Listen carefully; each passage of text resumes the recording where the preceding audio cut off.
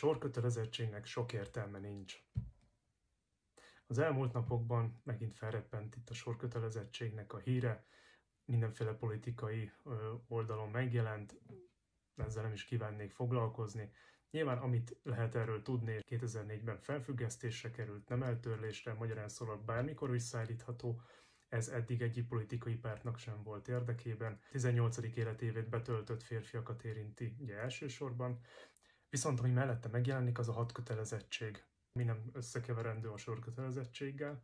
Ez a 18 és 60 év közötti férfiakat érinti, tehát hogyha Magyarországon bármilyen hadi állapot lépne életbe, akkor a 18 és 60 év közötti férfiak hadkötelezetté válnak, magyarán szólva katonai feladatot kell nekik ellátni. Ebben a 18 és 60 év közötti korosztályban vannak olyan férfiak, akik voltak sorkatonák, nekik ugye egy hadi állapot esetén egy ismeretfelújító képzésük lenne, illetve akik pedig nem vettek részt ilyen jellegű kiképzésen, és nem olyan feladatot látnak el, ami miatt nélkülözhetetlenné válnak, nekik részt kéne venni egy alapfelkészítésen.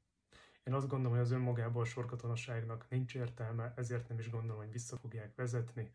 De egy pár szóban a hadkötelezettségről, mert erről azért nem nagyon szoktak beszélni, én azt gondolom. A Magyar Honvédség rendszer az úgy épül fel, hogy van egy békeidei állománytáblája, ebbe az állománytáblába szerepelnek az állomány tagjai, a szerződéses, hivatásos katonák, például a tartalékos katonák, valamint a polgári alkalmazottak, kormánytisztviselők egyaránt. Ez a békeidei állománytábla. A hadi állománytáblába kerülne az állomány a békeidejével együtt, akiknek a hadkötelezettség miatt be kell vonulni katonai feladat végrehajtására, és meg kell kezdeniük a kiképzést.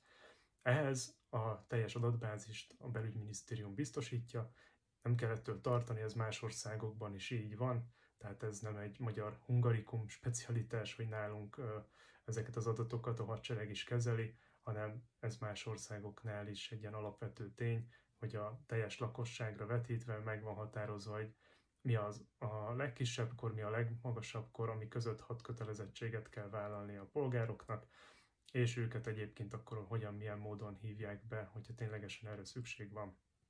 Egyet ne felejtsetek el, mindig az aktív katonák kerülnek először reflektorfénybe, bármiről is van szó, akár a hivatásos szerződéses katonák, és ezt követik a tartalékos katonák, akik ugye vállalják azt, hogy egy hadi állapot esetén ők első körben kerülnek a katonai fennhatóság alá, vonulnak be a laktanyákba, és kezdik meg azokat a katonai feladatokat, amire egyébként kiképzik őket.